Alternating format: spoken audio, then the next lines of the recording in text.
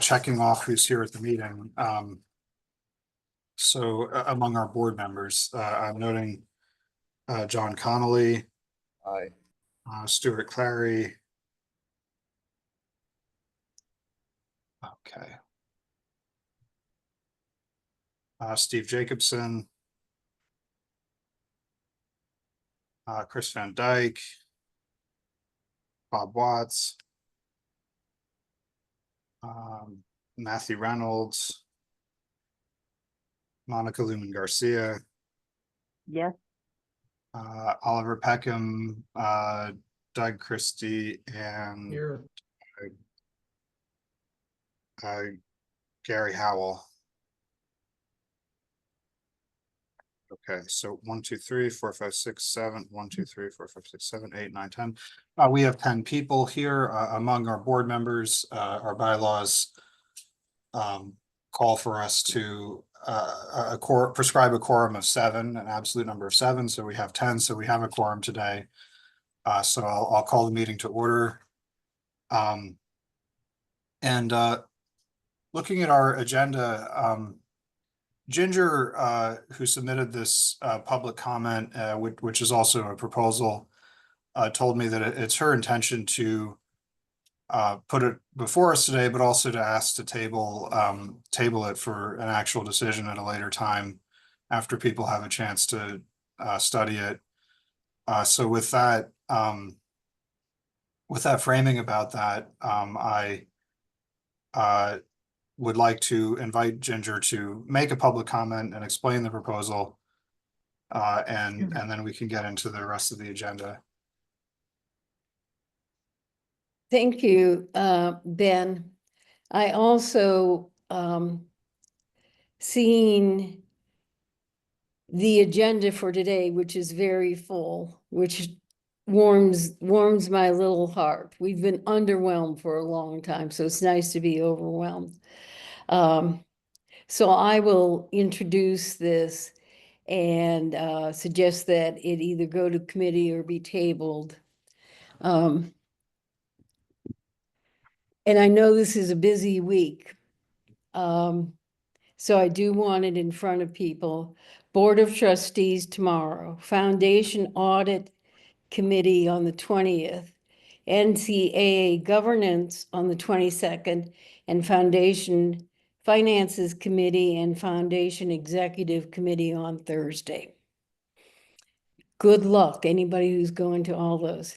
Okay, on behalf of myself, Ginger Lyon, end seat 70 through 74, and 240 signees, excuse me, on the Damon verified electronic signatures, I propose that the NCAA appoint a task force to investigate the possibility of the NCAA de-affiliating from the New College Foundation, and that the task force look into the pros and cons of de-affiliation or other structural arrangements, and that the task force consider implications of any restructuring as outlined in NCAA bylaws, the NCAA Foundation Affiliation Agreement, the Foundation DSO Agreement, and other binding documents and related correspondence,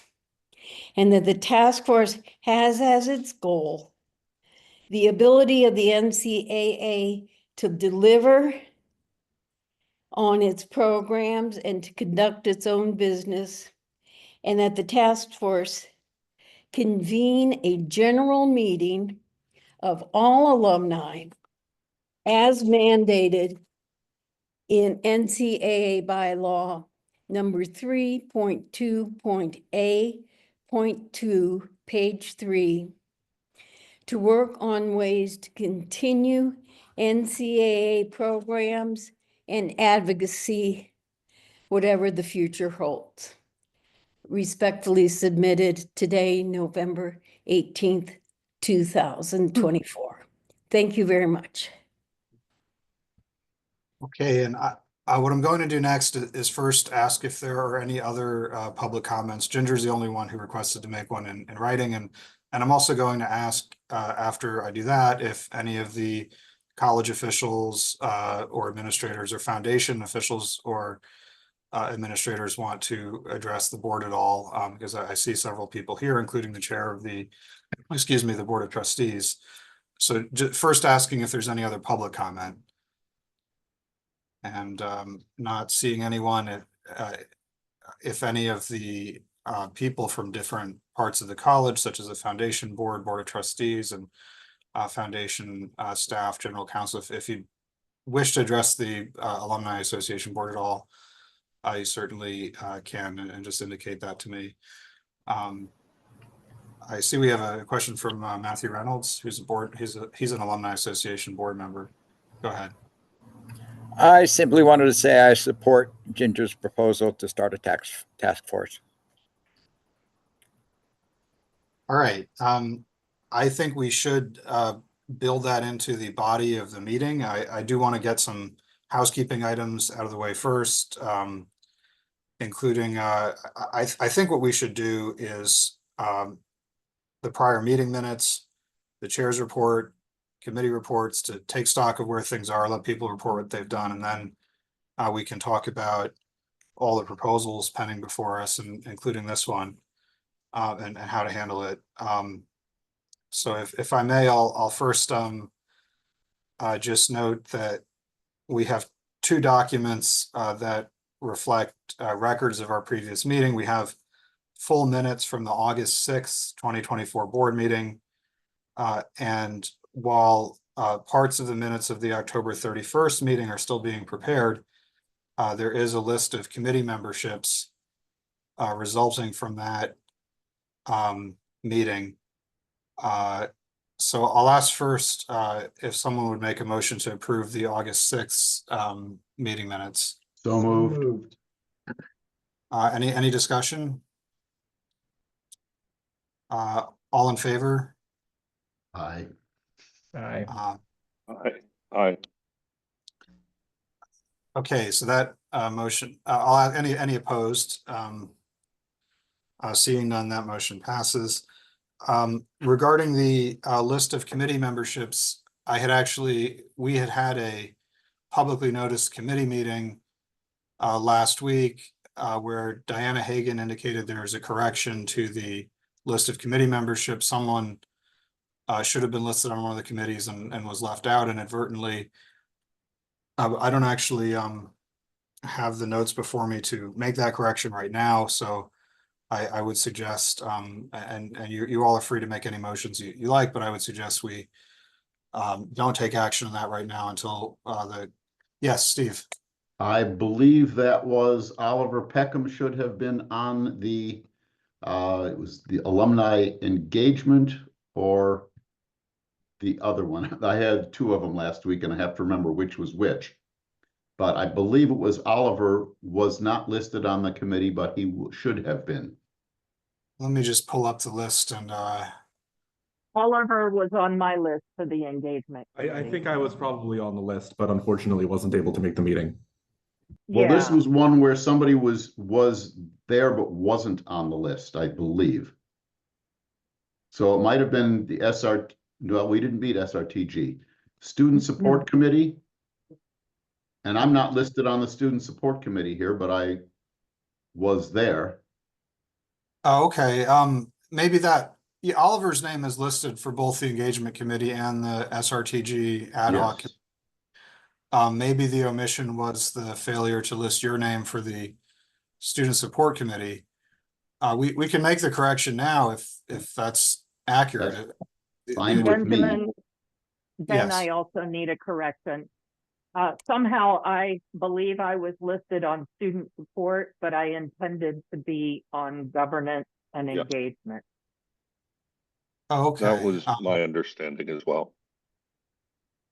Okay, I'm just so currently you're not listed for student support. You are listed for engagement and you're not listed for governance. So let me just make careful notes. The correction is to list Steve Jacobson for student support. And to add or list Monica Lumen Garcia for the governance committee. Thank Any you. further comments? Do I have that right? Okay.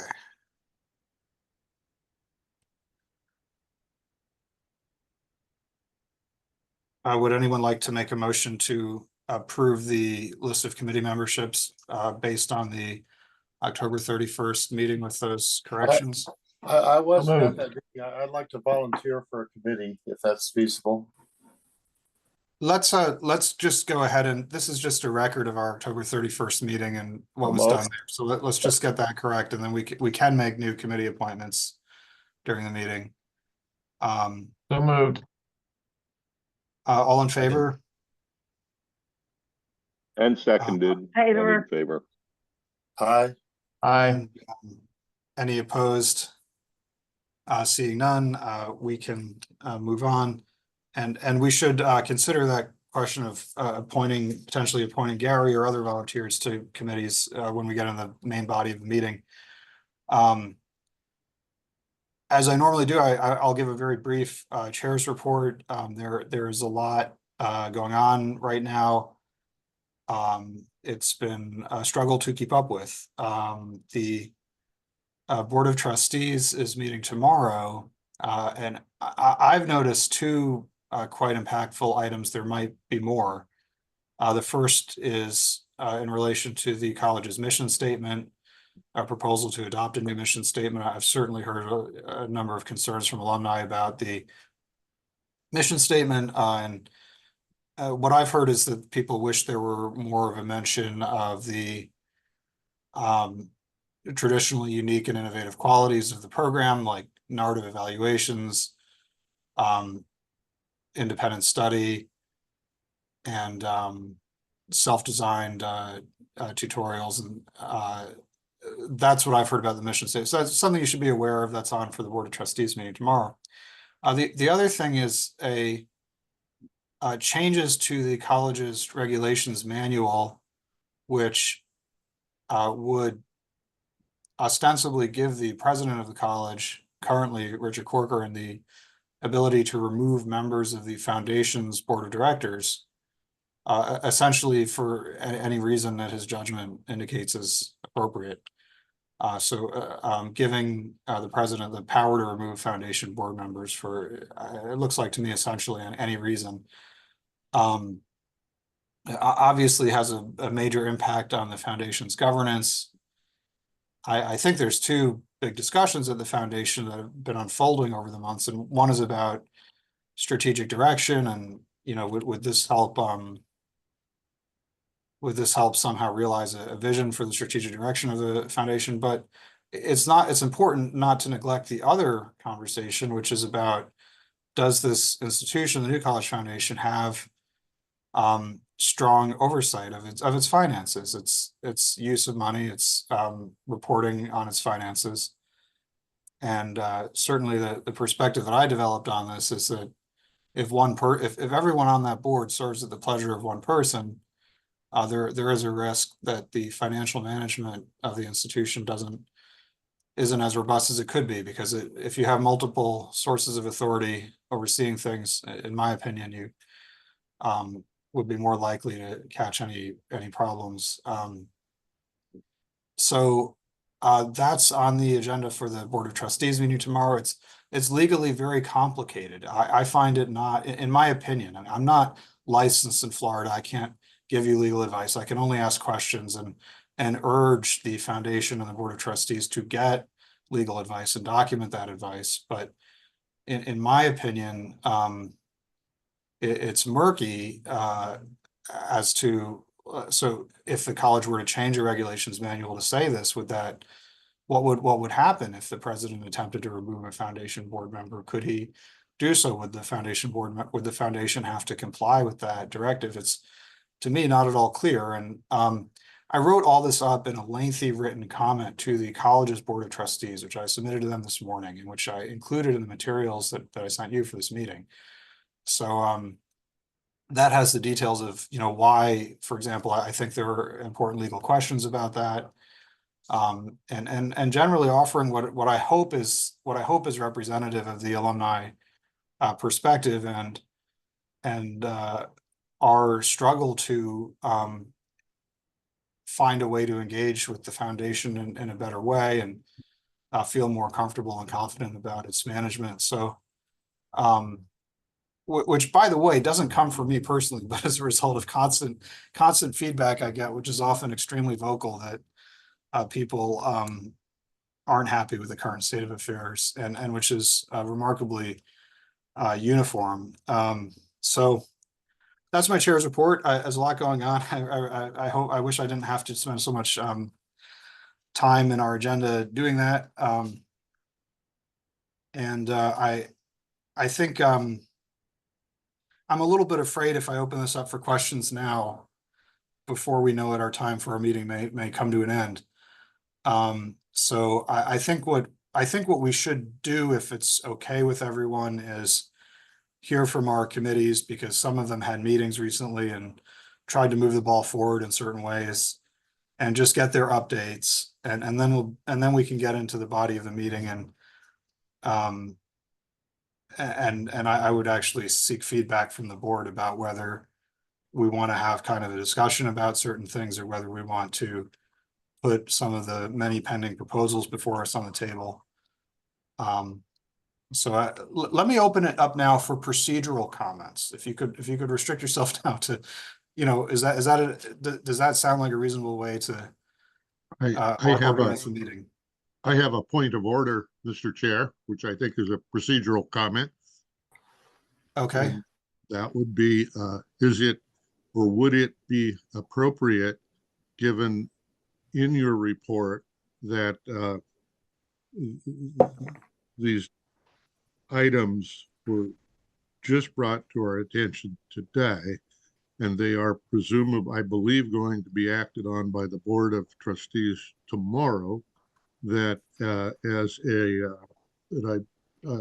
ask that is it appropriate for me to ask that a item be added to the agenda, additional under the additional business portion of the agenda, that would address these matters, and by that time I will have prepared specific resolutions addressing them. Yes, I think we can do that. I neglected to tell you that just before the meeting, Gary Howell submitted an agenda item in writing that didn't make it into the agenda. I sent out to you this morning because it came in afterward, but was a proposed written resolution regarding these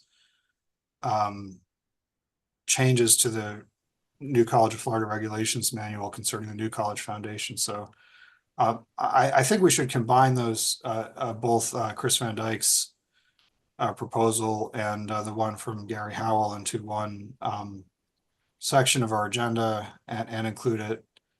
And maybe Gary can provide his written proposed resolution in the chat or by email to the attendees. So any other procedural comments? Yes. Yes, Matthew, and then Steve. I just wanted to say I urge everybody to keep their comments as brief as humanly possible and still get your point across, because I think last time we maybe made it through half of the agenda. I'd love to just get closer to the end this time. Thanks. Hey, Steve, and then Mike Sanderson. I just wanted to ask Ben if you got my note for an agenda addition regarding SRTG, because apparently awards have been made and I'm not aware of a committee meeting being held. Yes, that was essentially what you sent in, that it looked to you that a student received money from SRTG, but on the other hand, you weren't sure if the Alumni Association or its representatives were participating in the process to distribute those grants as they have in the past, and you wanted to discuss that in the agenda. So I'm going to add that to the agenda as well. Thank you. And then Mike Sanderson. Thank you. Mindful I'm not a board member, so I appreciate the opportunity to speak. I just wanted to make a note regarding the mission in the chat, which is the proposal is not to change the mission, which is the responsibility of the Board of Governors, but to change the mission and the regulations, or to change the regulation before the mission is officially changed. It's possible to oppose that as part of the process. Obviously, Chair Jenks and VP of Legal, David Brickhouse, are here. Maybe don't want to get into it back and forth, but there's a distinction between getting into the mission and procedurally what is happening tomorrow. Thanks. Okie dokie. And we can decide whether to discuss that part of the BOT business when we get to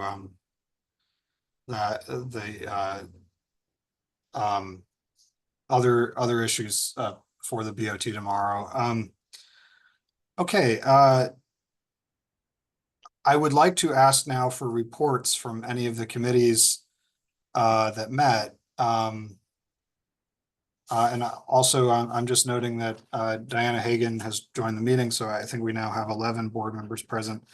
As I understand it, the Student Support Committee met, and the Engagement Committee met, and I believe that Monica, I believe Monica led the meeting of the Engagement Committee, and Diana led the meeting of the Student Support Committee. So if Monica is ready, she can go first. Of course, I'm ready.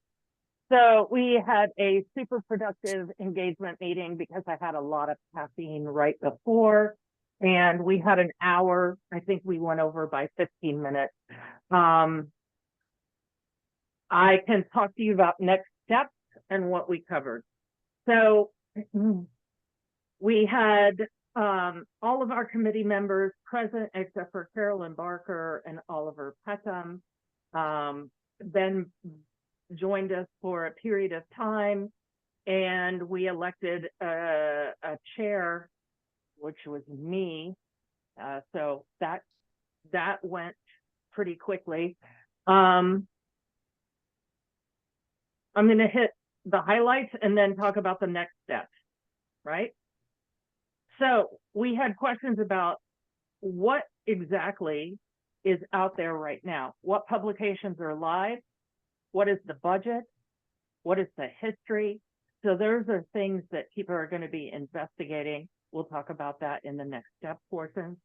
We also talked about the status of the alumni social media accounts, relaying to Katrina, our point of contact, the different ways that alumni can actually serve as moderators on those accounts, while allowing the college to still remain the owner and the administrator of the account.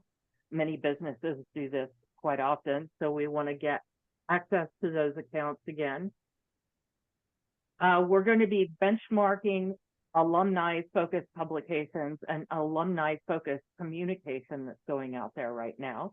There are a lot of different organizations.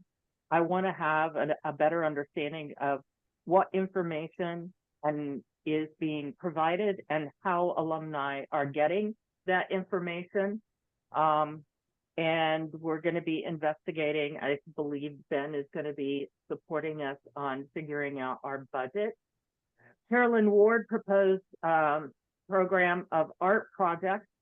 She's going to start investigating and making contact with professors on campus.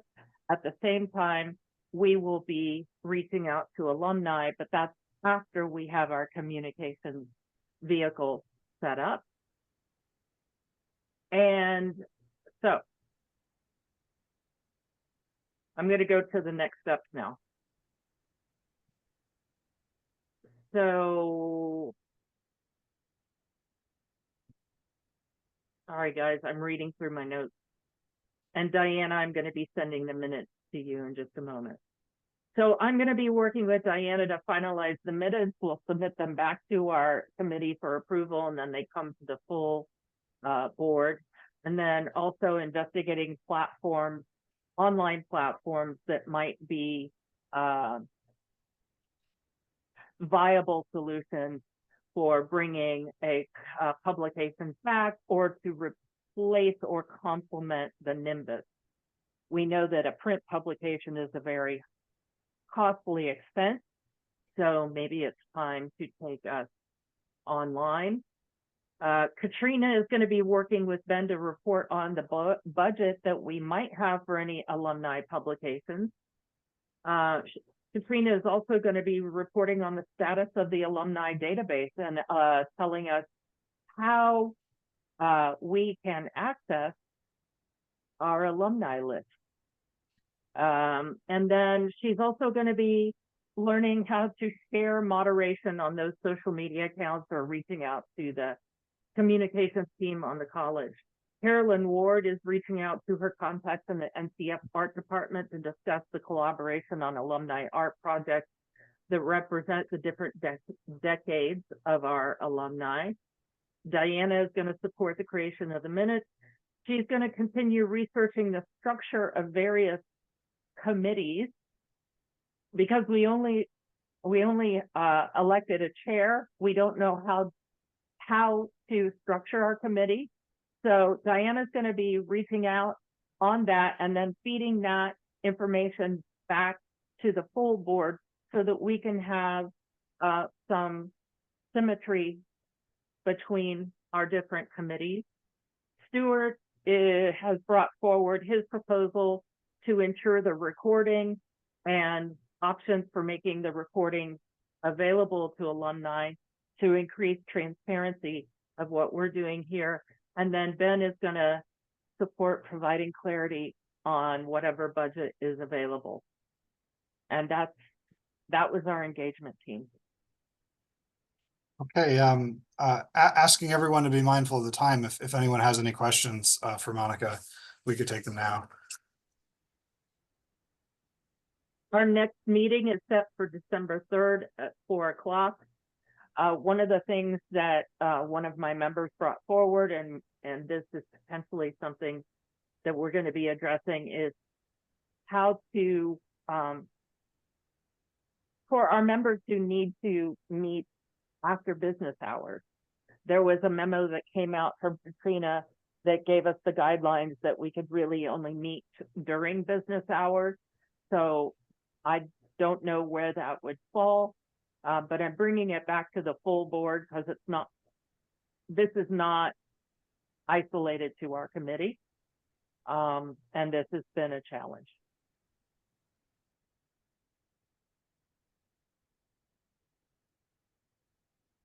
Diana and Steve have their hands up. It looks like just Steve has his hand up. Sorry, you're on mute, Steve. I just want to support what Monica was just talking about. When our meetings are restricted to 1 hour and they can only be during business hours, this suggests that we aren't supposed to be doing any real business because there's no way to conduct any significant business in 1 hour and only during official business hours. It seems like the foundation wants us to either agree with things that are already there or make little comments someplace, but we clearly have no real say in anything and barely time to say it. So I would like very much to see this policy, if it is a policy, changed so that we can actually have some input on matters of the college and the foundation.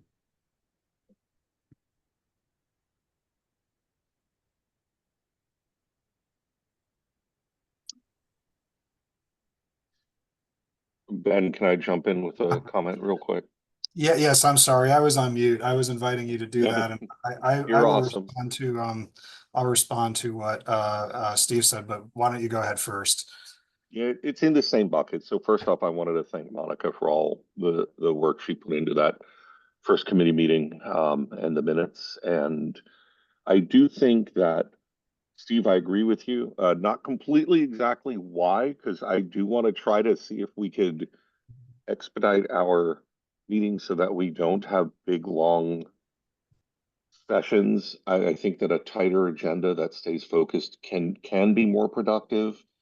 However, the idea of doing these only during the day, and I realize people have, it's an 8 to 5 thing or what have you.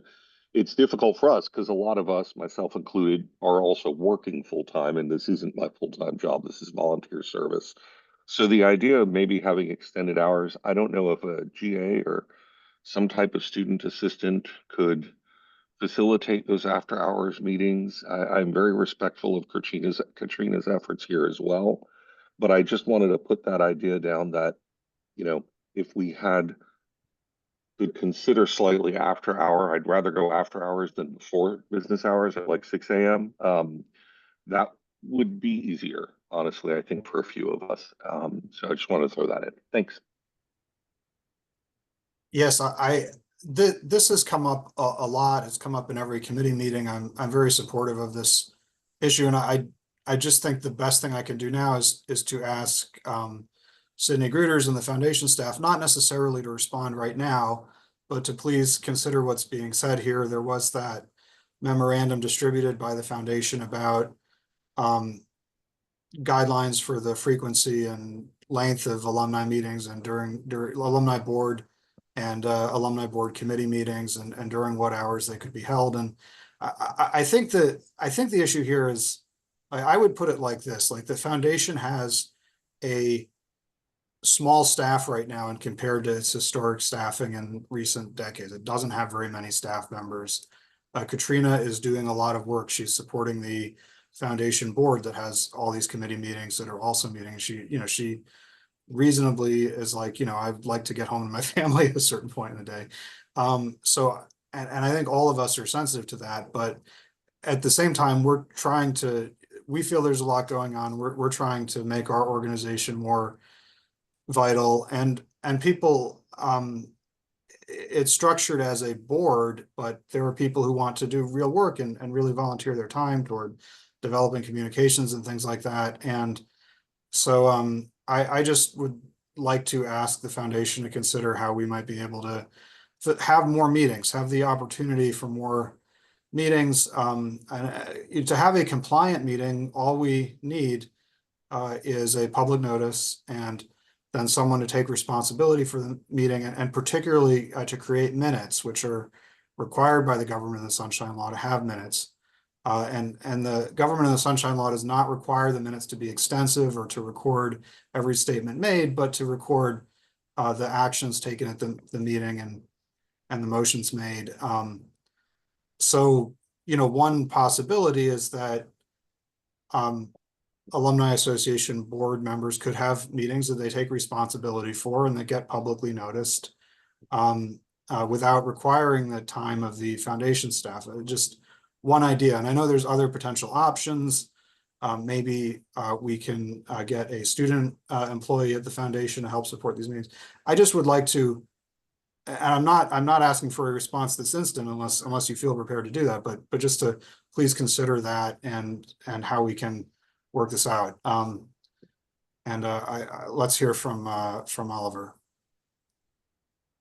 Yeah, thanks. I mean, just institutional memory wise, I think I recall in when Kathleen was helping us out, there would be a lot of committee meetings, at least, maybe not full board meetings, but committee meetings that did not have an official foundation representative attending, and the sky didn't fall. So I guess I'm wondering if there's rationale for this policy that holds some water, or if we could just proceed as we did in the past. Steve? Yeah, I remember committee meetings and even board meetings with no foundation representatives for years and years. For the full board meetings, which occurred in person and took 2 days, yes, there was always a foundation member. It was always Kathleen or her predecessor. But committee meetings never had a foundation member. Now, they also weren't on Zoom. So that may have something to do with it, but I don't see why as adults, we can't have Zoom meetings without supervision. So I think it is important that we be able to meet and not have foundation members there and not have it being during working hours. I have no problem with Katrina being able to go home to her family. I think that's important. But our business can't be conducted the way it is being conducted. An hour is not enough time for a meeting. Yes, I think maybe a few more practical comments from me would help. In the past, the Alumni Association had, I think more staff support in terms of someone who really dedicated a lot of their time at the foundation executing Alumni Association initiatives. And very practically, I mean, we're just trying to move forward, and people are willing to an extent to devote their own time, and we're just trying to facilitate the fact that our meetings all have to be publicly noticed. And I also want to note, since I've been the chair, I've subscribed myself to Zoom, so I have a Zoom account. If it's helpful to use my account instead of the foundation's account, but I would never suggest doing a meeting without a public notice. But we could use my account if needed to generate the link for the public notice. So just food for thought. And let's hear from Steve and Diana. I just spoke. Oh, okay.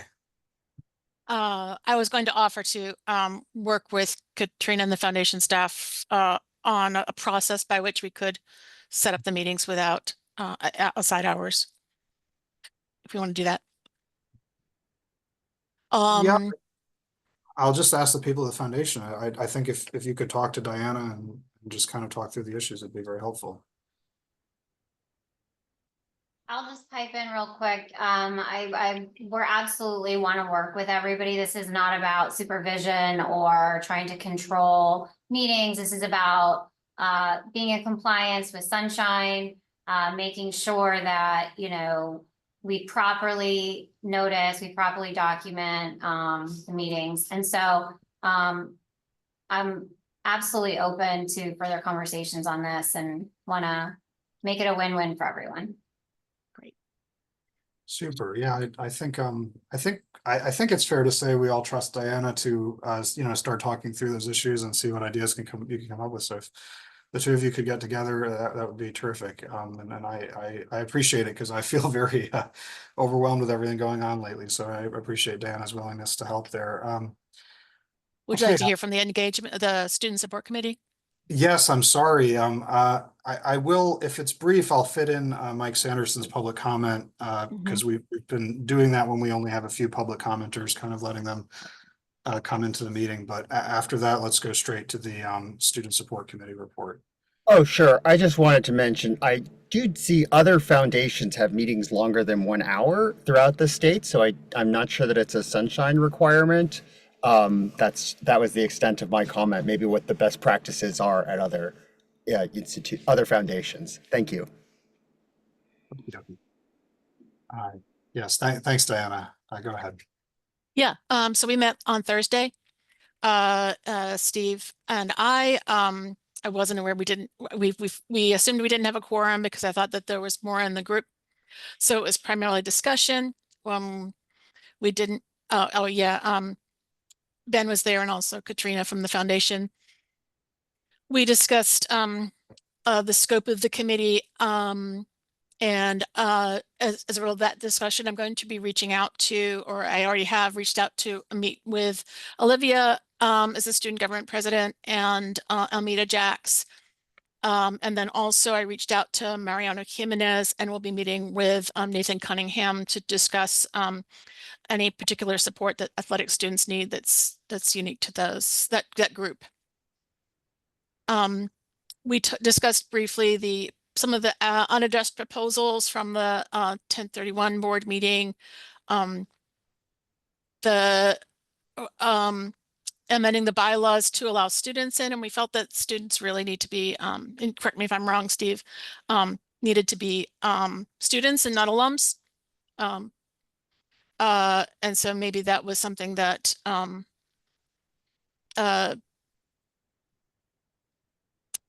needs further discussion. And then we discussed that the print and online version of the Catalyst is submission by Chris is probably superseded by the new Catalyst emerging off campus. And then discussed ways to host events for alumni and students to meet, and a number of suggestions that we discussed came up on that. As an action item from that, Ben's forwarded information to me about that's come already about ways to engage the engagement platform. And he's going to talk to Nate March about including an NCA message in official mailings. On the open letter concerning the limitations on student engagement, we we're concerned that we need to find out what's going on currently with that, since there's a little bit of time that's passed. And our next meeting is scheduled for December 17th from 4 to 5, so long as Chris can be there. Thank you. Great, and I'll just note the reference Diana made to a platform is an online platform hosted by the career services people who are known as CEO these days, that allows students to reach out to alumni for networking, kind of like an in-house LinkedIn or Facebook kind of thing for career and graduate school networking. And if anyone, quite a while ago, I wrote a little memo about the history of the CEO's use of these platforms. And I mean, unfortunately, the one thing that happened is they were using a platform quite capably and usefully, and then the vendor discontinued it, so they had to change to a new one, and I think never fully recovered from that having happened to them, which wasn't their fault. But anyway, if anyone wants a copy of that memo, just put your email address in the chat and I'll forward it to you as well, because it's a kind of important background about things to think about as we try to facilitate the networking that the students benefit from. Okay, I just asking if there are any questions for Diana about the Student Support Committee report. Okay. So what we have now is this big assemblage of pending proposals before us, several of them remaining from our previous meeting held on October 31st, and then new ones which include the proposals from Chris Van Dyke and Gary Howell about addressing the business that's pending before the Board of Trustees for its meeting tomorrow, and also the issue raised by Steve Jacobson about SRTG distribution, and finally the issue of whether people want to volunteer for committees and expand our committee membership. So I'm just thinking this through now. I'm certainly open to feedback about the order in which we should do things, but I would suggest we start with assigning people to committees to get that concrete action we can take out of the way, if there are any volunteers. And then I would suggest we get into the that we talk briefly about the SRTG situation, hopefully not taking a huge amount of time for it. And then that we get into the business that's pending before the Board of Trustees. So Ben, if I can yes. talk about SRTG for just a second, I think we don't need to have the rest of that discussion. Apparently, Oliver tells me there was a meeting and that it did happen at the committee I signed up for thinking I was on the SRTG committee was not the SRTG committee. So I wasn't there because I wasn't on the right committee. So I'm going to ask you to get me onto the right committee. Oliver says a note to Ryan Hughes or something like that. So I'm not sure of that process, but apparently I volunteered for the wrong committee. Yes, let me just clarify what's going on for everyone. And let's just get this thing out of the way. There's always been, I mean, for quite a long time, there's been a committee run by the career services people that includes alumni representatives that distributes the grants. And then at a recent meeting, we established an ad hoc SRTG committee, which was to deal with kind of the meta issues, to look at the funding for these grants, to see if we could improve the situation with the currently anemic funding, to think about how alumni could be involved in that. So that's why there's two different committees that deal with SRTG in different ways. And one of the committees, as I was saying, lives in the college and includes other constituencies like faculty members. And then there's the ad hoc committee that our board created, which is more to investigate issues and see if we can improve the situation. So that's what's going on there. We had been invited in the past to submit names for the committee that distributes the grants. And we submitted Oliver Peckham's name and Ben Stork's name, and they were placed on that committee. And Ben Stork, as you know, has resigned from the board, and he's also resigned from that committee. So it does appear to me that we could, as a board, we could submit another name to participate on the committee that distributes the grants. And currently Steve is volunteering for it. We could certainly entertain other volunteers. So we could, if someone wants, for example, to move to put forward Steve's name for that committee, we could do that right now. I move. I'll second. And then it's up to Steve whether he wishes to also remain, sorry, just to interject this comment, whether he wishes to also remain on the committee in the Alumni Association that's looking at the big picture situation. I will. Okay, so any discussion on the proposal to put forward Steve's name for that committee? I think it's great. He'll see both sides, the money coming in and the money going out. And he can speak to it. Well, and then selfishly, for any communications that we do, I'm going to be coming to Steve, because not only is he going to be promoting and getting our alumni to support, but he'll be able to tell us how our money is being used. And that's really important. Any other discussion? I think it's a good idea. So all in favor of putting forth Steve's name? I agree. Aye. I agree. Any opposed? I don't see any opposed. So I'll note that in the minutes, and I'll work with the foundation to see if we can get Steve placed on that committee, which is run out of the Career Services Office. Okay. So what I was proposing that we do before we get into our probably lengthy substantive discussion about things pending before the BOT and other matters, that we deal with any other people volunteering for committees that they're not already on. And you folks may have to remind me, because I know there were some. Was there anyone else other than Steve that wanted to join a committee that they're not already on? Gary. The student outreach committee looked like it only had 2 members, perhaps that committee. Yeah, let me just take a quick look. We call that, I think you're referring to the Student Support Committee. Student Support Committee, right.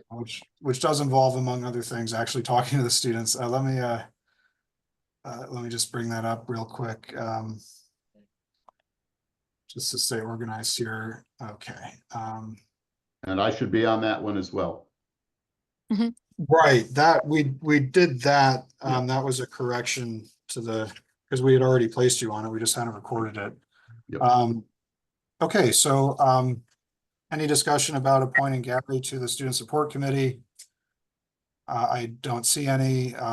Would someone just make that motion, please? So moved. All in favor? Any opposed? Seeing none. Okay, so so Gary, as of today's meeting date, is on the Student Support Committee. Okay, just entertaining anything further about committees before we move on. So I was going to now move into a discussion of the items pending before the Board of Trustees for its meeting tomorrow. Matthew, do you have a comment?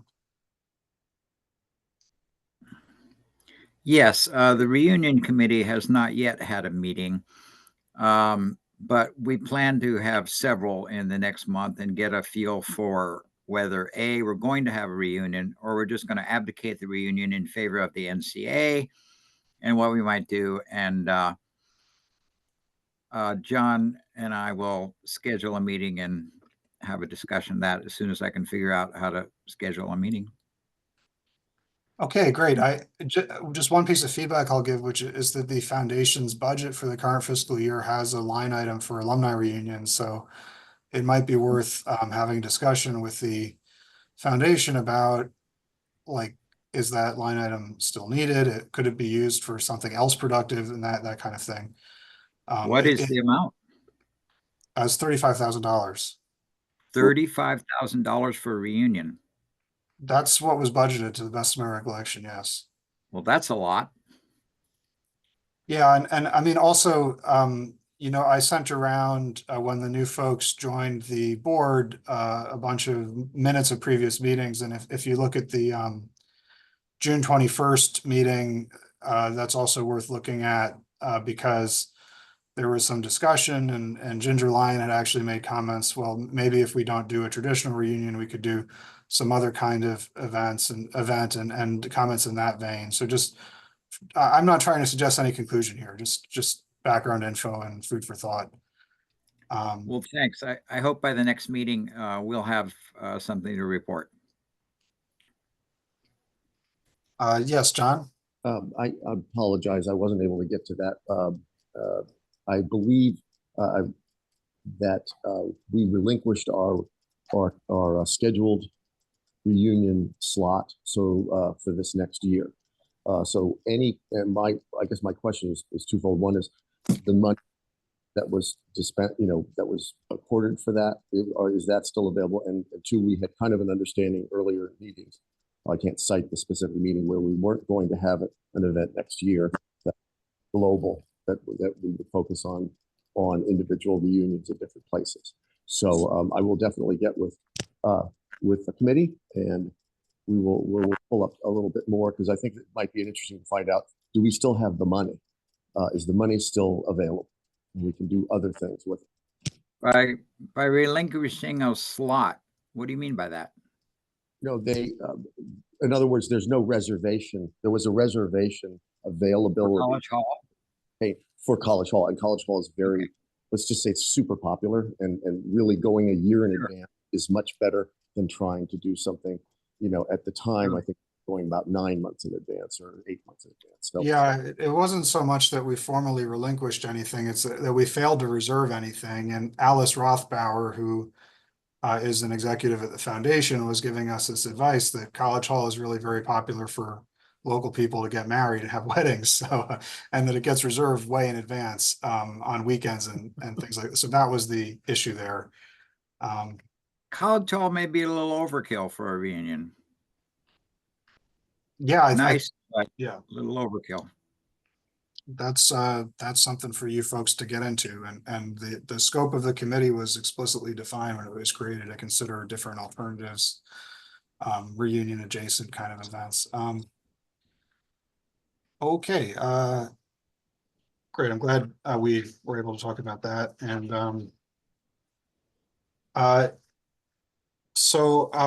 having not gotten any feedback about the order in which we're going to do things, my suggestion was that we move into discussion of the items pending before the Board of Trustees for its meeting tomorrow. Its meeting tomorrow, by the way, is scheduled for 2:00 p.m. to 4:00 p.m. Excuse me. To be held over Zoom. I think a lot of people involved with the college are currently on a trip to Italy, so that might be why it's being held over Zoom.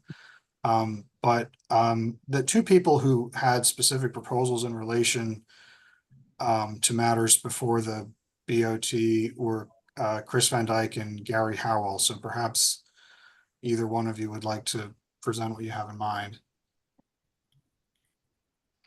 Well, Well, I wrote up a letter, which would be a petition from the from the Alumni Association to the Board of Trustees, um, stating that unilateral or at will employment, at will dismissal of foundation members might reduce, would be likely to reduce faith in the foundation, because especially the foundation is fiduciary of the endowment, and if discussing the budget, for instance, results in people unilaterally being dismissed, it's not a very convincing fiduciary. It's not very convincing fiduciary.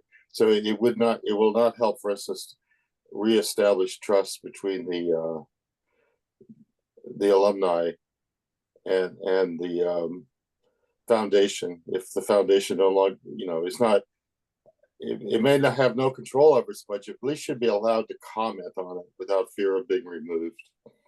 So I wrote a letter. Do you all have that in front of you? Yes, this was sent around by email. It's the Right. chat doesn't seem to accept copy and paste, so we're going to have to look in our email accounts. And Gary just sent around an updated version of his proposal. And if any of our guests want a copy, I can forward it to you if you just indicate that in the chat. I don't think I got it to David Brickhouse, but or to Sydney, but I mean, whoever was on Ben's list, they got it. They got a copy. I was just replying. If anyone else needs a copy, just put your email address in the chat and we'll get it to you. Okay. So currently the foundation spends about 10% of its endowment every year. So it can only really do that if the stock market's up a lot every year, because most of the foundation is most of the endowment is restricted funds. So the way that you manage to spend 10% on mostly on things, I mean, it only spends 1.25% on whatever the restricted funds are for, right? So about 7 times that much is spent on overhead and the president's salary and athletics and lobbying all together, and money management. So you probably wouldn't give $1 million to the endowment if you thought only 12,000 a year would be spent for whatever you were endowing, and 80,000 to be spent on other stuff. So I mean, I really think foundation members should be free to mention this stuff.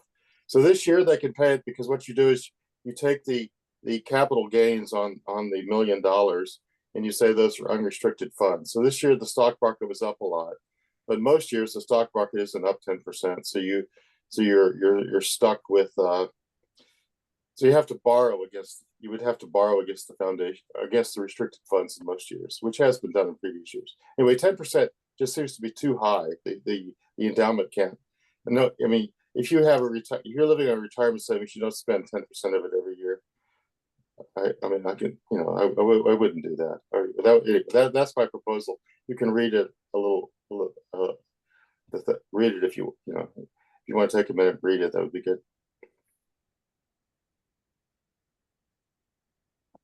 Mindful again, we do have David Brickhouse here. Perhaps he could explain as the call, and he is the name on the agenda item for tomorrow. Perhaps, Mr. Brickhouse, you would want to explain to us how this proposal regarding the directors is consistent with their duty of obedience and duty of loyalty to the foundation as directors. I think that might be helpful for us. Ben, if that's I could, if I could speak to what I was going to put on the agenda. Yes, why don't you do that? I deferred to Gary because he had something written, but I think it would be helpful in both instances. Why don't you do that? And I will, after you make your comment, I will offer the general counsel the opportunity, Mr. Brickhouse, the opportunity to address us if he wishes to. But go ahead, Chris. Okay, so I was simply going to propose a resolution or a motion that we as the Alumni Association, we stand in opposition to this proposal without regard to its potential illegality, given that it's structured as some sort of internal thing. If it is in fact illegal to do, then it stands as a failure on its own as a proposal.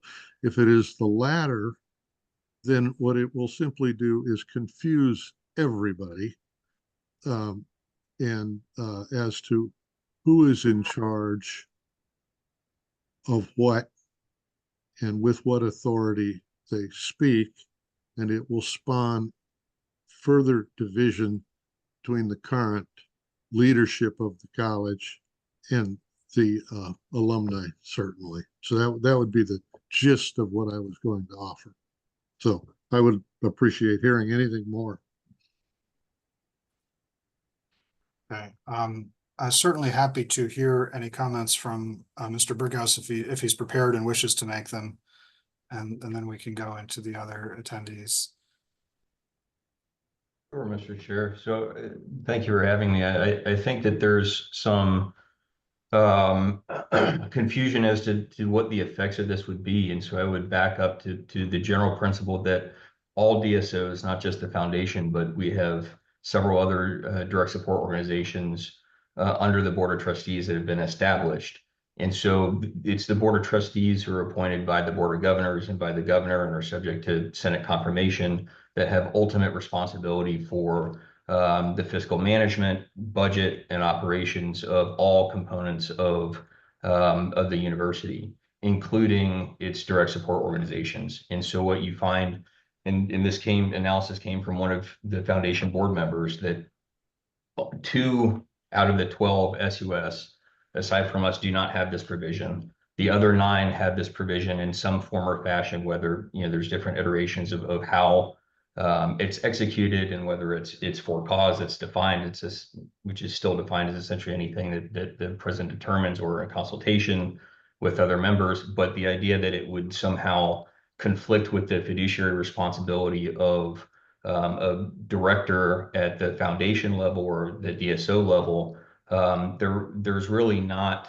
an apparent conflict there, because you're still responsible, and the Board of Trustees is ultimately responsible for ensuring that fiduciary management of the finances, the funds, the management of the foundation operations, all expenditures are legal and appropriate. All that's there's no bypassing that requirement. So I think that's a bit of a red herring to say that somehow would cause fiscal mismanagement. So happy to answer any other specific questions that you have. Okay, thank you. And let's hear from Ginger. Thank you. I had 2 parts here. One is, I think I hear Chris and Gary and Ben saying the same thing, and maybe if they could meld it. And my question for Mr. Brickhouse is, if this proposal does not bypass the requirement for fiduciary oversight and management, what is the point of the change? Thank you.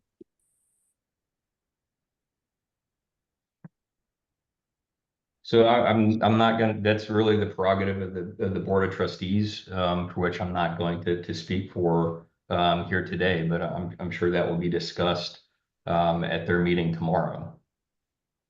But again, this is in line with several other SUS universities, and it makes things much more, trying to think the word, the current default is that if there was any misfeasance, malfeasance, nonfeasance by a director, you would have to have this discussion in a public vote of the board to expel that member, which is, in those instances, as a public institution at a publicly noticed meeting, is not an ideal situation to do. And you see those types of instances, reflected in audit reports and other things of past conduct. And so we want to ensure that the Board of Trustees has appropriate controls for an organization and entity that they're ultimately responsible for, and they have a fiduciary obligation to ensure is compliant, that they are able to do so in an effective and efficient manner.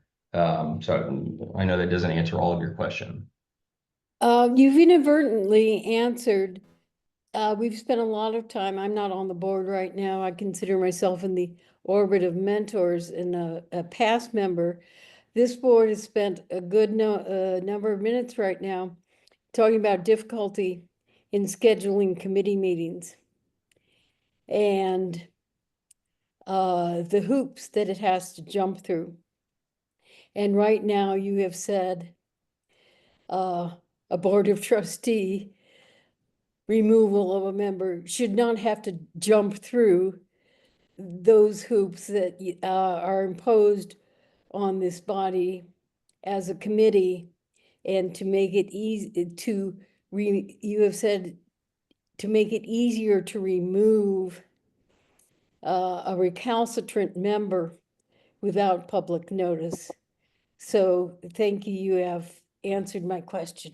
One thing I And just want to clarify, that's not an accurate characterization of what I said. Please clarify. What I'm referring to is that the DSO board of directors would have to do that at their meeting. And so what I'm saying is the board of trustees, who is ultimately responsible and has a fiduciary obligation to ensure the fiscal and financial and operational management of all entities and assets of the university, that they have the prerogative to delegate that authority to the president. And that's what the regulation does. And so in the Board of Governors delegates to the Board of Trustees the power to develop rules and requirements and operational controls for all of its DSOs. And so that was my point. It's a delegation of authority by the Board of Trustees rather than at the foundation or DSO level. So you say, and I see Mark Paviglio is on. Hello, Mark. Thank you, Mr. If I could respond to that, in Really further question, the obverse, Mr. Brickhouse, is also true.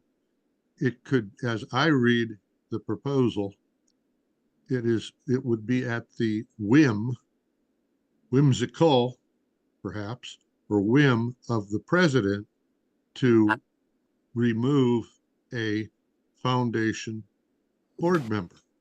That there is no check and balance here. There is no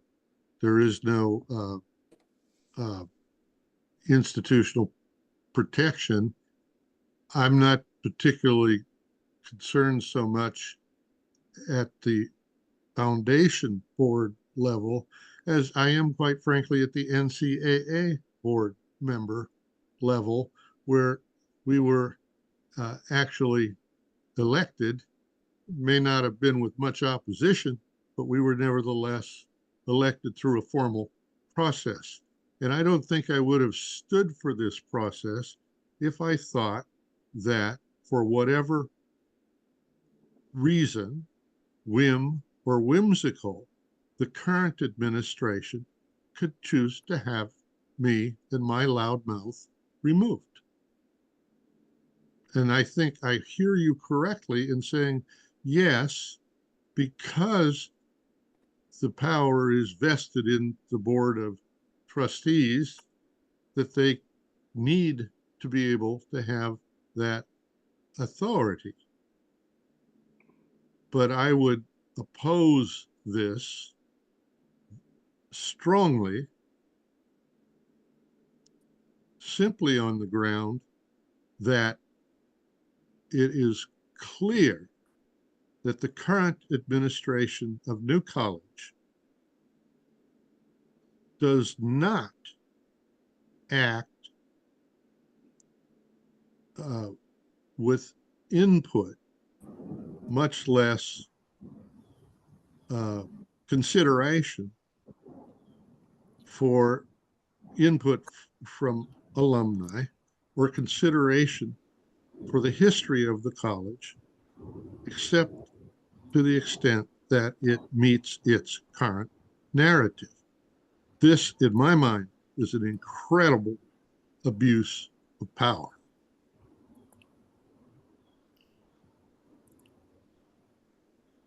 Pardon me real quickly. Could I thank you for that, Chris? I think that's great. I totally think that's great. Excuse me, Mr. Brickhouse, which institutions is this consistent with? You said that. Just a quick factual question. Which institutions are you referring to? I believe that FAU and FGCU are the only ones that don't have some form or other of the president or the chair being able to remove.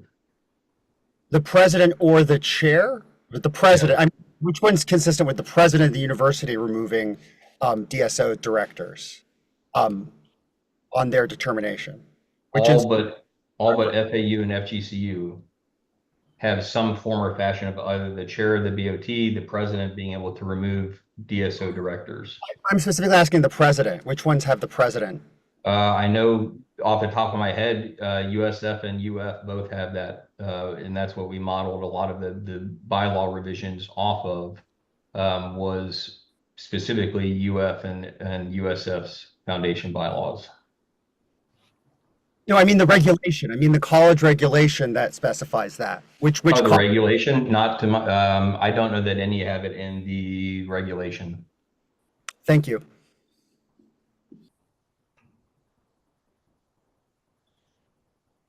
Okay, let's hear from Ginger and Matthew, and after that, I'll offer some feedback on the proposals that were made by Gary and Chris.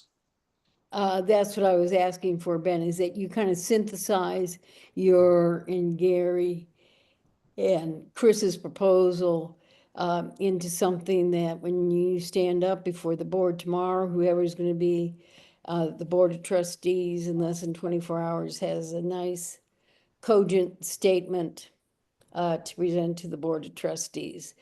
I hear a lot of overlap. I don't quite have the motion yet. So thank you.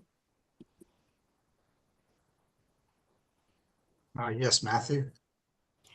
Thank you. I heard a motion from Chris that we formulate a statement opposing this. I'd like to second that.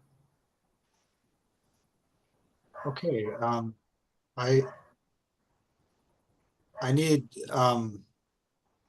I felt I need a motion. If I'm the one expected to implement it, I need it in a more implementable form. You know, certainly, like as that motion was made, if it were adopted, it would be reflected in the minutes of this meeting. But if there's anything further that I'm to do, I would need more specific instructions. I did submit a request timely to give oral comment at the Board of Trustees meeting tomorrow. So public comment currently is 1 minute per person. So I have the opportunity to speak for 1 minute. And look, I'm not trying, you know, I didn't even ask, you know, in any other way if I could address the board. So I'm not trying to, you know, like complain about 1 minute or anything, but but just to tell you where things are right now. And of course I submitted a, just under my own, over my own signature, lengthy comment about this. And the feedback, Gary submitted something in writing, which is very helpful because then there's something, you know, I could give something in writing to the trustees. I mean, I have email addresses for many, but not all of them, but I can get something in writing to them. You know, that's very practically feasible for me. I was a little bit, I think the written thing from Gary is very clear, but the his comments made in this meeting were more confusing to me because there's a formal limit on the amount that the foundation can spend from endowed funds every year, a percentage-based limit, I think 3.25%. And then I think there's some kind of fee on top of that, but it's established to try to maintain and grow the endowment. And in other words, to generally be less than the investment returns every year. Well, it was reduced to 1.25%. I guess last year. So now it's 1.25%. But then since almost all the funds are restricted, then the rest, most of the expenditures have to come out of capital gains every year or current fundraising. So that's where if they spend 10%, then they're actually parceling it over the different restricted funds, and they can do it because once it has capital gains, you declare the capital gains unrestricted. Anyway, that's what's in the written part. So you can get away with that if the stock market's up by more than 10% a year, but of course it's not. I'm not saying Gary's wrong, but only that I'm a little I don't fully have my head wrapped around what he's saying to the point that I would be comfortable submitting something that said that, because it's news to me, and I've gone to every foundation board meeting that's been held since I've been chair, and it's news to me that that the spend rate that's been established isn't inclusive of the investment returns in a given year. In other words, I thought that spend rate was established to be generally, I mean, there's variation in the stock market every year, but to generally be less than. Oh, yes. Well, if the only expenditures are the 1.25% plus the 2.25% for foundation overhead, plus the money management fee, then it is less. It's just that we have additional expenses like lobbying and the president's salary and athletics that aren't covered, or that have to be paid out of the foundation. Those are what's not in those don't come up in the yes, 1.25 plus 2.25 plus overhead for right. managing the money. Yeah, so the rest of the stuff isn't covered. Before we hear from the three people who have their hands raised, I agree with Gary to a certain extent. I mean, certainly I agree that it appears to me also that there's an effective 3.5% spend rate of the endowment, that every year 1.25% of it is being spent on actual programs, and 2.25% is going as an administrative fee to the foundation. And on top of that 3.5%, there's a fee to the investment manager's fee is paid, right, which is still Rothschild and Company, although there's an effort to change the investment manager underway. But and their fee is not huge. I think it's around 1%. Okay, so right, you're probably looking at a total effective spend rate of the endowment of maybe 4.5%, which sounds right. with the realm of reasonable. But somehow the $1 million for the president's salary, the $1 million for athletics, and the $500,000 for lobbying have to be paid, and you only have, and all of the funds essentially restricted. So where did that come from? That comes from the current capital gains, as far as I can tell. I mean, that's what's not restricted. Well, maybe yeah, too specific. Maybe it should just be that, instead of the details I wrote out there, maybe the proposal should be that the president should not have the unilateral right to dismiss any member of the board of directors who has questions about the accounting. I'm with you. I think we should try to streamline it a little, although I'm not saying it has to have no reference to the expenses the foundation has, but I do think the discussion is worthwhile. I do agree with you to the extent that those expenses that the foundation has taken on have to come from somewhere, and I'm not entirely sure where they're coming from. And as I put in the written comment I sent to the Board of Trustees, there was a foundation board meeting on August 21st, and the chair of the foundation's finance committee, Larry Geimer, essentially said, we have to keep a very close eye on how we're meeting the foundation's budgeted expenses for the fiscal year, because in his view, the intention was to meet them through fundraising that would occur during the fiscal year.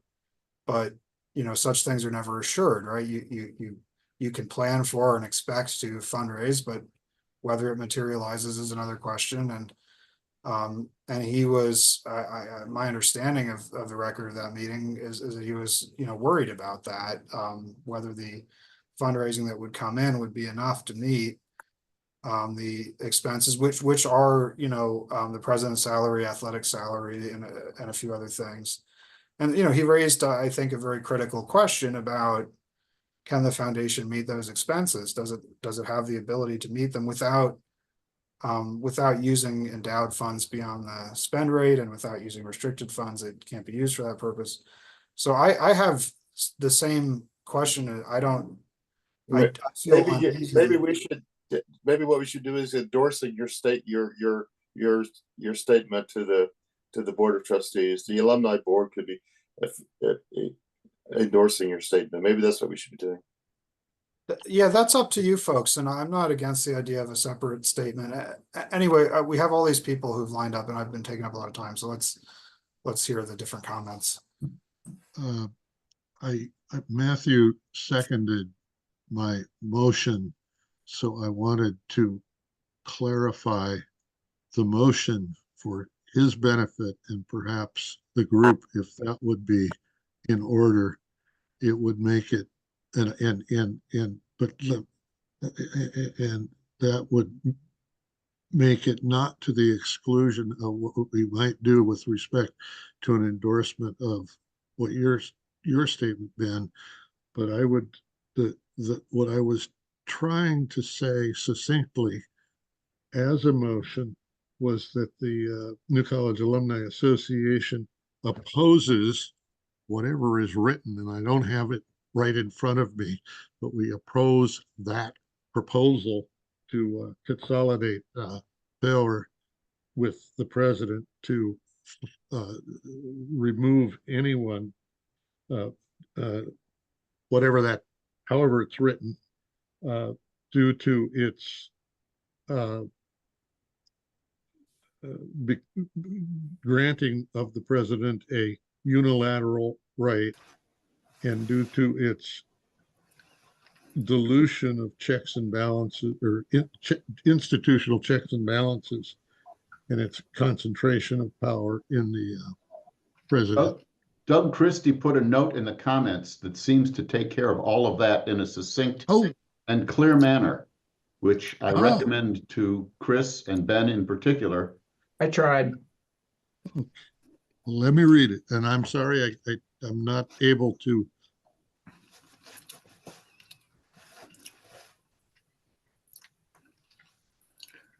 It's right there in the chat, and it's very clear under Doug Christie. Doug, can you read it?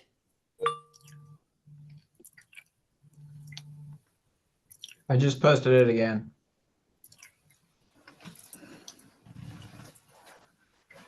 There's just a blank. I didn't know where the change was, but. Doug, I've read it, and my words exactly. Can I jump in with a thought on this? Ben, is that okay? I don't want to. Yes, it is. Yes. So, I get this. I agree with this. I do think, though, that, I don't know, y'all are probably not going to think this is popular, but I don't like to just say we oppose it at the end.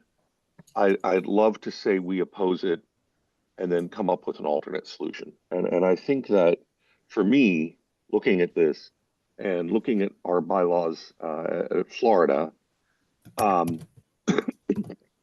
president has some implied powers, but the direct power, because the DSOs report to the president, the leads, but the dismissal right sits with the board. And I think that I would propose alongside the opposition that power be granted to the Board of Trustees if there is a positive relationship between the president and the board, and there is a perceived issue with a DSO or someone therein. That should be resolved fairly easily. However, I do disagree definitely with putting that authority. Deborah, I know you're here, so thank you for hearing me out on this. I really appreciate you. I do feel like putting that authority in one person's responsibility, president or otherwise, is problematic, and I feel that it's potentially problematic because there is no balance. If a majority of the Board of Trustees feels aligned on it, then that's done, and I think that's democratic. There's checks and balances there. To be very frank, I look at some of what happened at Florida with our immediate past president and the evolving separation from the board here in terms of vision and how to proceed, is indicative of why we might not want to cede all that authority to one person. So I'm just trying to think of a rational, reasonable way to be here. We are obviously all serving at the behest of the organization in this committee as well, in a sense, right? So I think that somebody probably needs that authority. I'd love to say no, it's carte blanche, but we are attached to the university. This committee is anyway. And so I think that there is that, but I would consider moving that authority to the full board instead of the president solely. And that would make it, in a sense, more consistent to a degree. David, if you want to comment on what I'm saying, please do. With what's at Florida and what seems to provide at least some check and balance among top level leadership of the whole enterprise. So thank you for the comment and the time.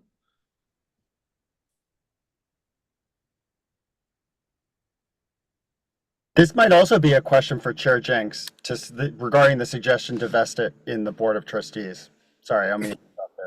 No, but look, by all means, I mean, I never know if someone has come just to observe or if they really, are prepared to speak, but I certainly welcome comments if there are any. I'm just, maybe we can hear from Ginger. I was going to try to get you the section of the foundation bylaws that talks about removal of foundation board members, but go ahead, Ginger. If someone can record this, because I think it's in the chat box, but it needs to be recorded. So I am just going to read it. I am not a member. I cannot make the motion. The suggested language for the motion.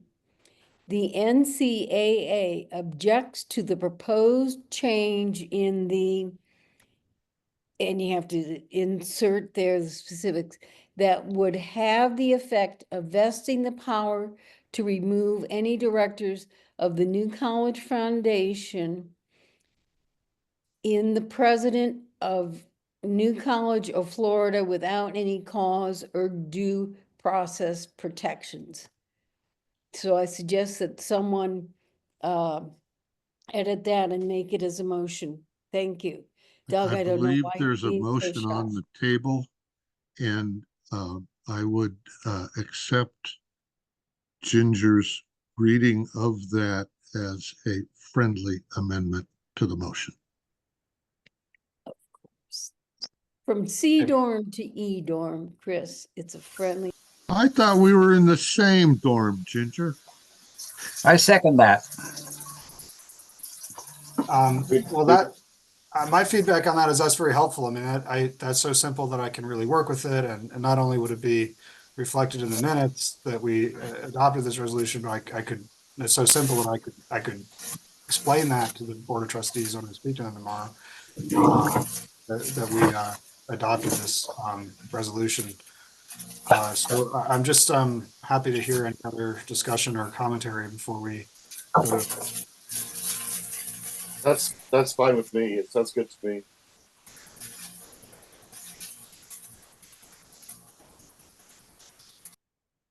All right. It sounded like the main points are is a protest of grant of unilateral power without any due cause, due process or just cause protections. Just opposing that. And if Ginger wants to fill in any detail I missed, I'd appreciate it. So, okay. Ben, Yes. I have Yes. my hand up for a moment. So I believe it was Stuart who said he would like to have some options, some fallback position. And I believe the foundation's own bylaws that Ben just posted give a very good backup position, which is the director may be removed with or without cause by a 2/3 vote of all directors at a duly constituted meeting of the directors. I think that's a pretty good way of doing it, rather would than work just for saying the me. president can do what he wants. That Yeah, would work I'm for sorry. me. I didn't mean to give short shrift to that suggestion. No, thank you, Steve. Yes, Monica. Okay, we can, Never mind. if there is no other discussion, we can go ahead with a vote on this proposed resolution as stated by Ginger. So I would need someone to make a board member to make the motion, and then there would have to be a second. I think Well, Chris has made the there's a motion on motion. the table already, Mr. Chair, and I Okay. accepted her language as a friendly amendment to my motion, and I believe Matthew seconded my motion, and I believe, Matthew, not to speak for you, but that language is acceptable to you also. Thank you for reminding me. That is right. Okay. All in favor? Aye. Aye. Aye. And are any opposed? What, did I record any opposition? I wasn't sure. No. Okay. Okay, great. All right, let me turn back to the rest of our agenda. We could talk about the mission statement, and we could go on in any order. Also talk about all the items remaining from our October 31st meeting. I'm always happy to entertain feedback about what you folks think is the highest priority thing to address in the amount of time we have. Would anyone like to make any comments about the and if you think I'm missing something, please remind me. I do my best to stay organized and on top of things, but I know, I mean, we sent out the agenda this morning and some items came in afterward. It's a lot to keep track of. Yes, Diana. Yeah, regarding Ginger's proposal, I'd like to suggest that we empower or put together a fact-finding task force about the feasibility and structure of disassociating from the foundation, and have it report back to us with what facts they found. I understand that the sunshine laws, they can't give recommendations. Okay, are people generally amenable to discussing that now? Because I always feel guilty because there's always some business we don't get to, but I'm kind of open to your feedback about priorities. So if that's what people want to discuss, we can get into it right now. If we're talking about having a group to discuss it, I'm certainly in favor of that. Voting on it today, I think, is premature. But a fact-finding group, absolutely. Okay. And Steve, it is worded that way. It is not a motion to de-affiliate. It is a Right. motion to create a task force to look into the pros and cons. Right. And I would think that would be appropriate for governance to just take up. It seems like it's within their purview, so I'm not sure we need a separate task force, but I'm open to suggestions to the contrary. So I'll consider it a friendly amendment to move it to the governance committee. Second. Okay.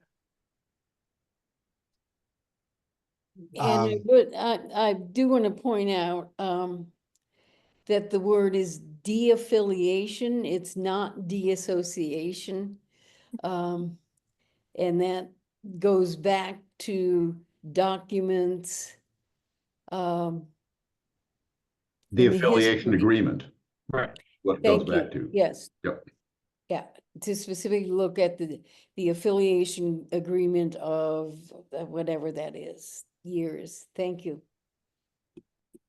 And thank you, Diana. Yes, Bob, and then Mike Sanderson, and then Chris Van Dyke. Thank you. If this goes to the governance committee, then that is a noticed meeting that's open for anybody to participate in, right? Yes, absolutely. Yeah, I'm we're not meeting sure. later this week, so we'd probably add it to the agenda and get that finalized tomorrow Yes. or And Wednesday morning at the latest. I think we should try to make short business of this with that refinement. If I can just add a note, Ginger, I'm involved in a few other organizations that actually do have chapters that we affiliate and disaffiliate. Okay, so there's a if we want to consider that as we move forward on this as a it's just a grammatical alternative to that term if you look it up. Okay, thank you.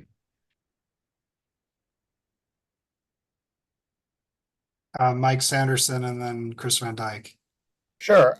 I just wanted to mention, if it's going to the governance committee, I'll take it to there, but I wanted to volunteer if you wanted a purely advisory task force that would be able to move a little more quickly with like 2 or 3 people. I would volunteer to research the options and maybe get some factual background on the history of the affiliation agreement and so on. That would be, if you'd like to do that. I'll take this as a formal proposal to the governance committee, but I wanted to make sure you have that option and then to volunteer my own services and then report back as an advisory board. Thank you. That's certainly something the board could set up as an ad hoc committee like that. But in any case, I think Doug is the chair of the governance committee, would be running the governance committee meeting, but it would be up to him to what extent to include participation from alumni who aren't on the board, but who've nonetheless, prepared to participate. Not with a vote, but I think it's perfectly appropriate for non-members to do factual investigations, history, backing briefs, whatever you want to call it. I myself will be in Sarasota in December and hope to go to the library and visit some of the, I'm even confused, and I consider myself, a good little memory bank. But I had to be reminded that the affiliation agreement preceded the DSO by a number of years. So I think we need, getting together, I'd be interested in doing a timeline of, the college in one column, the foundation in another column, and the NCAA in another column, because none of this is inevitable. There are, where's our elder states foreign service officer here? There are more than one ways to build a bird's nest. So maybe we can get together in December. hey, Chris Van Dyke. Yeah, I just wanted to support the motion. I'd also, I think, spoken rather aggressively toward, let's just do it now. But Ginger very wisely from BDORM informed me that informed us that there may be unintended consequences that those of us from CDORM would rashly not consider. So I strongly support the motion as it's going forward. I have some of my own comments about in the discussion about the motion, and they're not in the nature of opposition to the motion, but just things I think we should keep in mind, which is one thing I think I've learned since being on the alumni board for about 5 years is that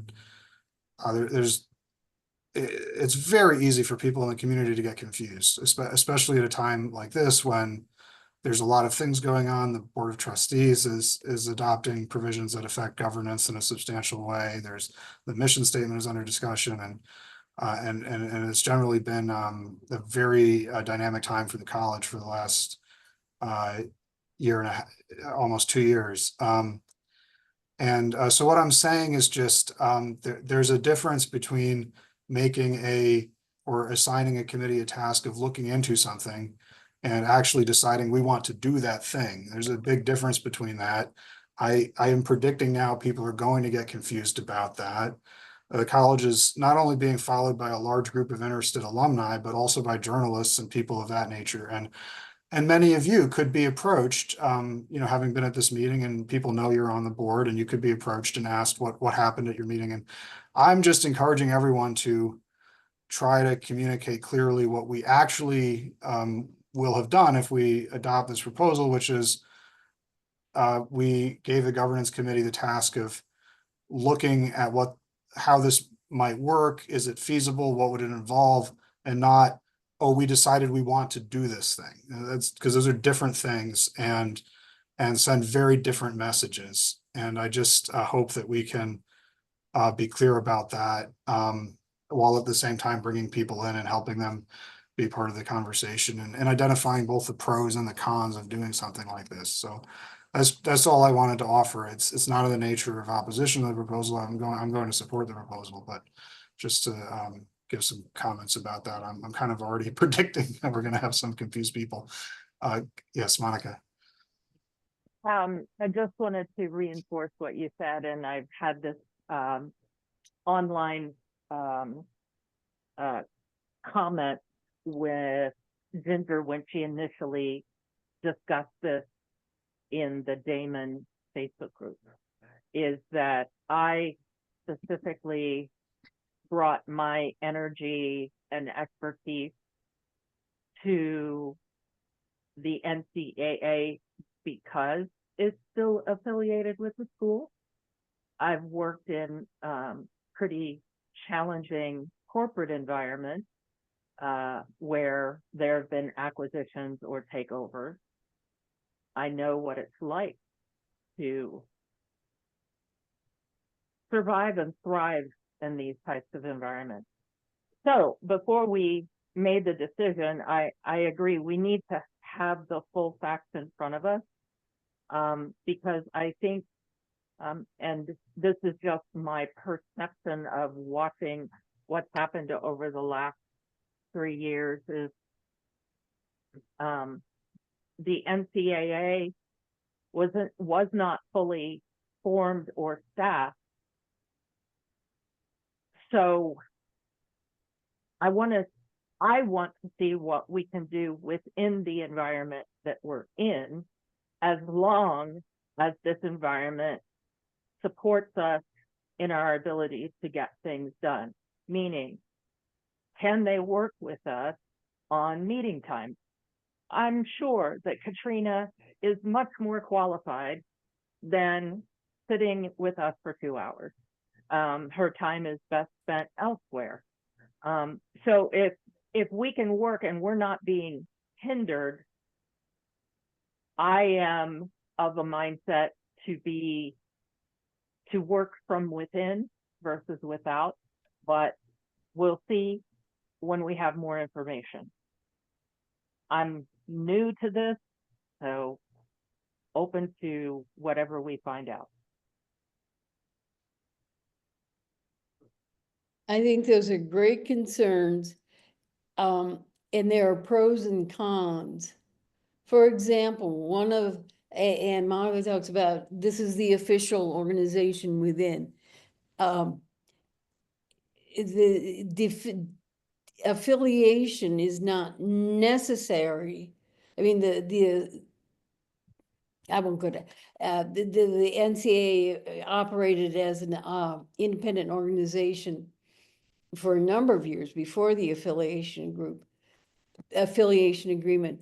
But one of the things we have to look at is, yes, indeed, what would be the implications? Where would there be a structure where that official status isn't lost? Would there be a structure where, for example, the current chair, Ben, serves as an ex officio member of the foundation committee? That is a very important thing to consider. We wouldn't be having the discussion about foundation finances if it wasn't for that. So I think the questions that Monica has raised are perfectly appropriate to put in the hopper to talk about the pros and cons and what would it mean. And my intention is more kind of to open up the door of what is the best structure, not push for any particular structure. Yeah, my concern is that and this is something to investigate, is that if we were no longer affiliated in the same way, however that changes, would that open the door for an official alumni association, which would further separate us from our alumni. So let's see what we find out. And Stuart, I'm sorry I cut in front of you. And again, we just spent time talking about the power of the president, supposedly to fill boards or whatever. So that is an excellent concern to be raised, of not wanting to leave a vacuum that could be mishandled. Thank you.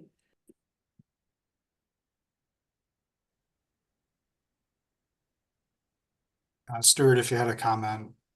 Yeah, I mean, I just a quick one. I hear Ginger and Monica, I hear both of your concerns and opportunities. I tend to, just in my experience, I share the same concerns Monica does, especially with the fact that we do have this committee now, which is engaged with the foundation.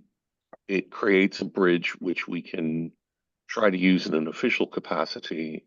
And as I noted, I just feel elsewhere. I feel on that the Damon side, I just feel that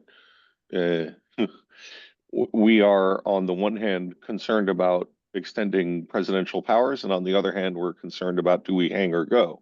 It's almost they're in opposition to each other. I feel there's a great opportunity to engage here as an official subcommittee of the foundation, and I don't want to throw that away because that's so I know that this is best served when we get to that task force discussion piece. So I'm going to hush up. Yeah, I just wanted to share that. Thank you. Thanks. I have one, I do see people in the chat urging us to move ahead, and I certainly understand that, although I'm also glad that we had some discussion, because I think even though this is in a way just a procedural decision to identify a committee that will look into this, I do think what we're doing today could kind of resound in the community and generate interest, and I think we have to handle it very carefully because of that. And I just have one comment about how I understand and construe the motion, which I think all of you probably share, but which might not be as obvious to people outside who are observing alumni, hundreds of alumni in the community, and any journalists who, I'm not planning to notify any, but any who may learn of this through the grapevine, which is that it's just a procedural thing. The governance committee, as I understand it, is going to check out this proposal, look into pros and cons, understand the technical and legal side of it, and report back to the full board with those findings, potentially with a recommendation. But I think it's very important to be clear that any decision to attempt to de-affiliate would be made by the full board and not by this governance committee. And I just think it's important. That's something we can say to people in the community to help them understand the nature of what we did today and to fight misunderstanding. So I just wanted to offer that comment. Agreed, man. Although I don't know that we can necessarily predict that the full decision-making authority would rest solely with the board, but otherwise I agree. That's a good point. Yes, but just to make clear that it wouldn't be the governance committee that would just hold a vote at some meeting and somehow achieve this.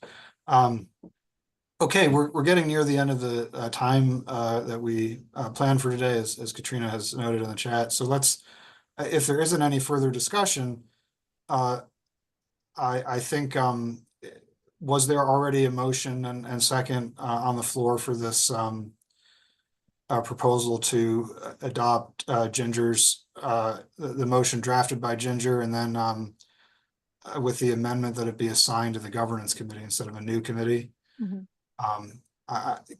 Who made the motion? Who seconded it? I just have to. I keep made track. the motion. I seconded.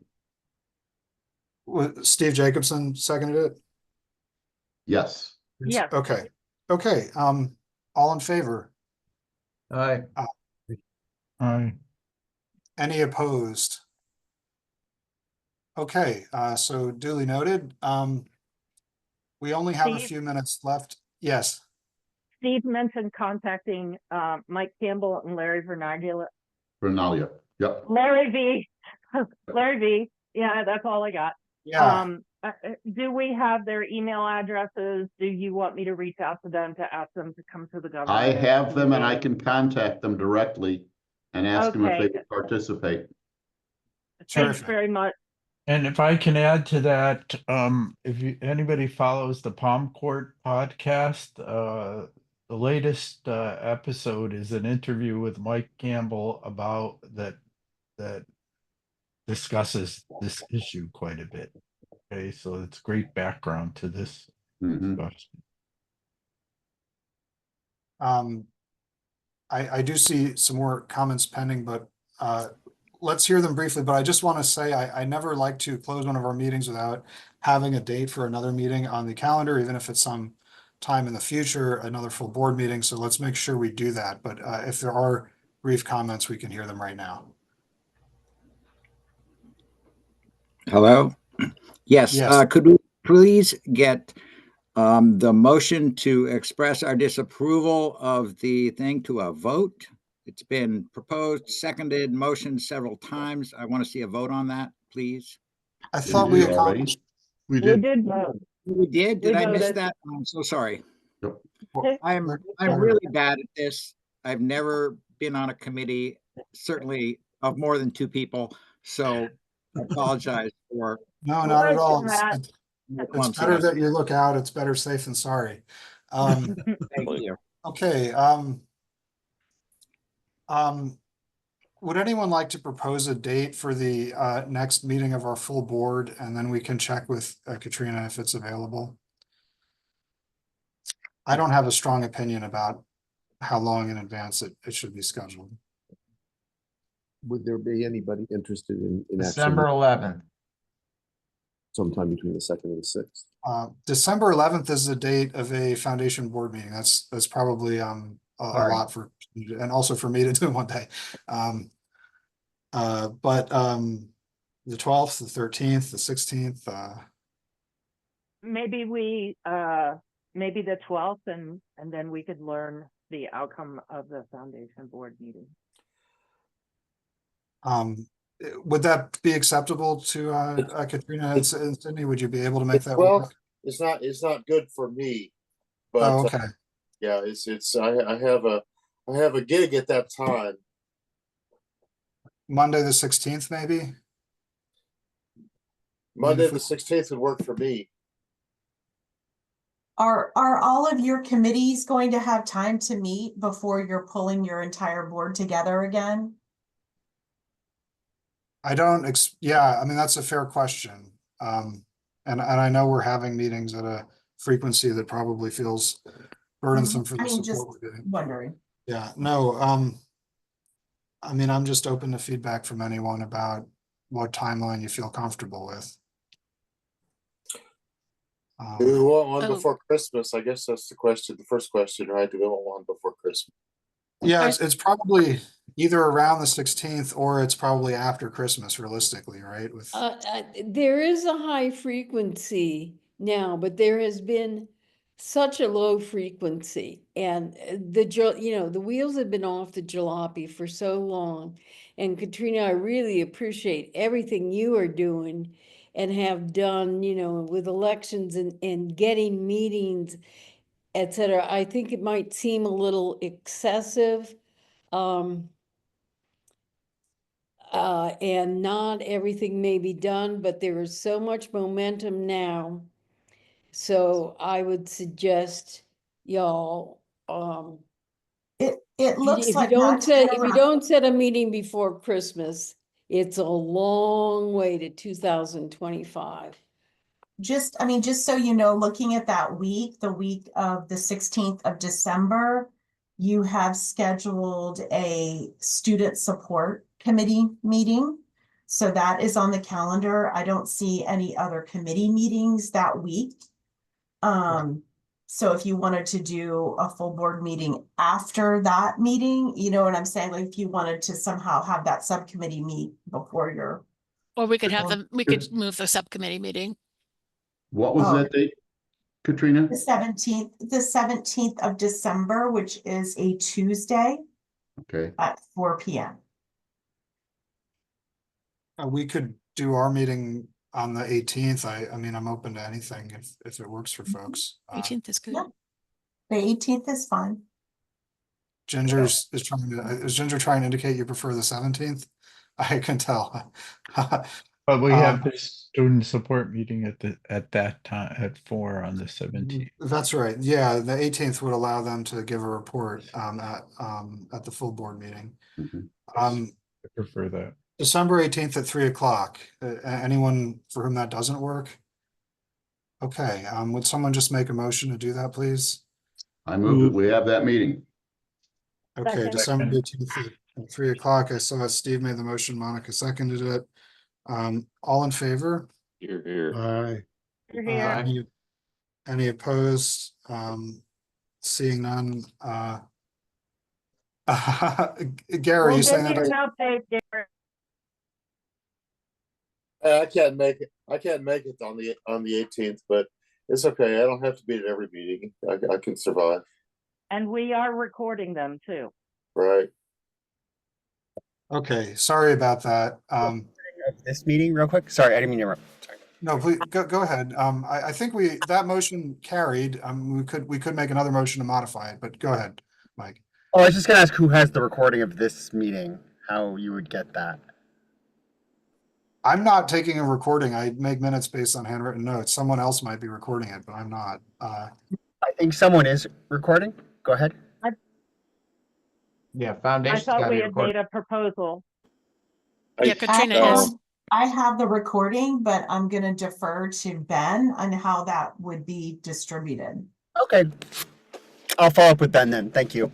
Yeah, there might have been discussion of this in a previous meeting. I'm having trouble recalling, but as far as I know, we haven't had a practice of distributing recordings of our meetings, or even necessarily taking them. We've instead been using minutes to make a record of the meetings, but we'll have to look at whether that was discussed in the past. Anyway, we can follow up. It's 5 o'clock. If there's nothing, if anyone would make a motion to adjourn, we can adjourn and see each other on December 18th. Or if there's anything that you think is crucial that's should be discussed, you can bring it up. Move to adjourn. Thanks so much, everyone. For bearing with me as I try to stay organized, and all in Thanks, favor of Ben. adjourning, say aye, and Thank you, we'll Ben. Aye. Thanks, Ben. Aye. Thanks, everybody. Thank you. yes, Bye. attended. Bye, everyone. Bye, buddy. Talk to you soon, John.